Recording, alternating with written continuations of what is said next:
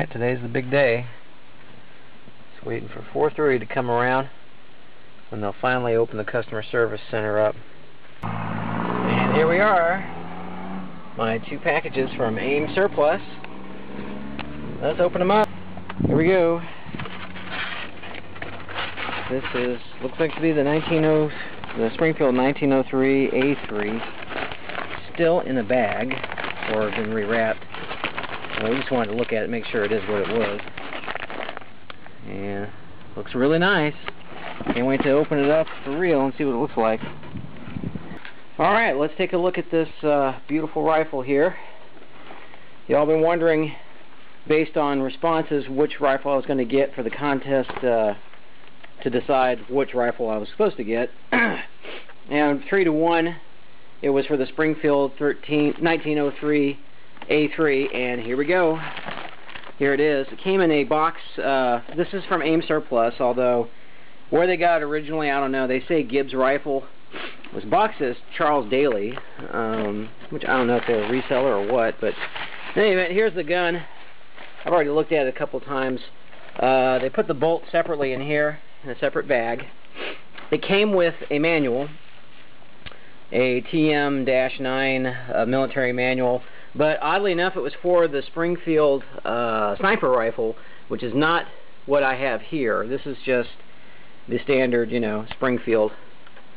Why they put that in there, I don't know, but you can go online and download one of those manuals fairly easily for almost next to nothing, basically the cost of paper. So let's take a look at it. Excuse me here, I'm trying to get over a sinus infection. As you can see, it is quite a beaut. It came in this bag here that I ended up not really, I was going to save, but I don't really need it for anything. This is going to be a shooting gun. It is unique in that it is a Smith Corona model 903-A3 receiver. I think those are a little more obscure, and I think those are World War II made receivers, I think. I don't know much about this gun, but boy is it beautiful. Look at this. It basically has a similar aperture peep sight kind of setup that the M1 Garand has. Although this is even simpler to work with. All you do to adjust it is literally push back on the aperture to move it, looking at the very small fine print here for distance. And then for windage, it has this knob here, and it doesn't click or stick or anything like with the M1. It's not tight, it's actually fairly loose but easy to work with. So you can get a really nice, good little shooter here. The front sight is bladed, and I mean really bladed. Look how thin that blade is. I may have to get one of those, what do you call them, the hood sight cover. They have a hood sight cover that literally clips on over on the top of this. It's kind of ingenious.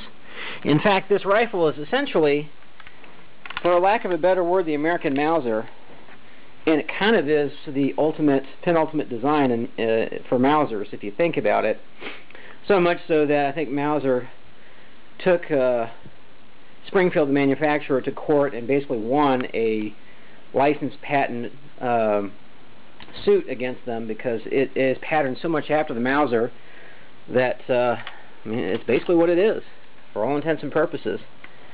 One of the things that's kind of neat that most Mausers don't have is a magazine cutoff function, and this actually serves 2 purposes. One is to serve as a magazine cutoff. Right now it's wide open so that when I open the bolt you can actually use a stripper clip and push all the ammo down into it. But when you push it down like this, it stops the bolt going back only so far so that you can only load 1 bullet at a time. But the second function is by putting it right about here, it allows you to basically take the bolt out. So let's do that real quick. You see, there you go. And as you can see, this bolt, I mean, look at it. It looks almost just like a Mauser bolt for all intents and purposes. And I've seen some videos where you're supposed to take it apart, or guys show how to take it apart. And I mean, God, look at it. It's almost identical. The only difference is the cocking knob back here is actually functional. You can actually grab a hold of this fairly easily and pull it back to cock it or, you know, decock it or whatever. So anywho, And it has a magazine catch here so that when you pull the bolt all the way back, if you're loading clips and you're shooting, 5-round clips at a time, once you're out, it doesn't allow you to close it until you actually put some more ammo in. So,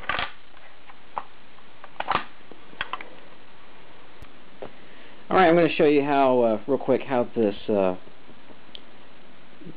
magazine cutoff switch works, because it's kind of funny how it works. It's basically got inside it has a hinge, concave area on the inside that allows you to pull the bolt out, but otherwise when it's up like this, which means the magazine cutoff is essentially off, or I guess, well, it's basically not in use. It won't allow you to open the bolt all the way back and out. Likewise, when it's flipped all the way down, same thing. It has a lug or a cam in there that prevents the bolt from going all the way out. But in any event, let's show you how that works here. So if you have it up all the way, you pull the bolt back, and as you can see, it goes completely all the way back, so you can feed your ammo on your stripper clip right down into the magazine here. And this is a really stout one too, so it's kind of nice. It's not loose or anything. So right now, as you can see, it won't allow me to even push the bolt forward either, because the follower has moved up high enough to prevent you from closing it. So you got to push it down a little. You push the follower down, boom, and you can slide it forward, and you're done there. Now let's turn the magazine cutoff down like this, and watch what happens. Okay. Pull it back, and lo and behold, look how the bolt stops. It doesn't go back any further. In fact, it stays just above the follower here, and as you can see, it doesn't go back far enough for you to allow you to use the stripper clip to push the 5 rounds in. So you basically can only put 1 round at a time at the top here, and then push it forward and close it down like that. And like I said, if you put it at just the right position, like right around here, it'll allow you to pull it out. Oh, well, let's try a little higher like that. Maybe it's a little higher. Okay, maybe it's a little lower. Alright, maybe it's there. Well, come on, guys.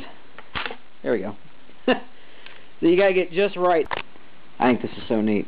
See, right now it'll allow you to slide the bolt through, but if you have it in the up position, see that little notch come out there? That prevents you from pulling the bolt out or putting it in when the magazine cutoff is open. But when it's closed like that, same thing happens. You still can't pull the bolt back too far to pull it out of the gun. So there you go. Kind of ingenious, really, if you think about it. A little note about the barrel. This is not a 4-groove, which I'm a little disappointed about that, but I knew that going into this. This is a like new condition 2-groove barrel, and look at that. Let's see if you can see down there. Well, look at that mirror look. Man, this is about as clean of a barrel as you're ever going to find on any gun that's over 40 or 50 years old. Except maybe the M1 Garand I have, which, I've used a bit now. But even then, I don't think it's this shiny. I mean, look at that. Just like the end of the barrel in the beginning of the James Bond films. In any event. So the barrel is really nice. And I've heard that even though the 2-groove barrel, the two-groove barrels may not be the best ones, that's usually after they've been worn down a bit that they start losing their accuracy for what we're using it for. And since it's practically brand new, I don't think we're going to have much to worry about. We'll find out soon enough. We're going to take this to the range pretty quick here. But you can see it's got the bayonet lug here still if I want to, go totally reenactor on this. And, God, this wood's just fabulous. It'd be nice to have the old wood with the grooves in it, but really, who cares?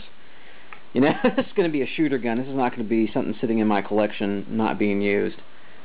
Because, the nice thing is, it costs money, but it's not too hard to get a replacement barrel for one of these still. In fact, I might just get one just to be safe. So in any event, that's it for this guy. We'll move on to the next one in a minute here. That's all she wrote.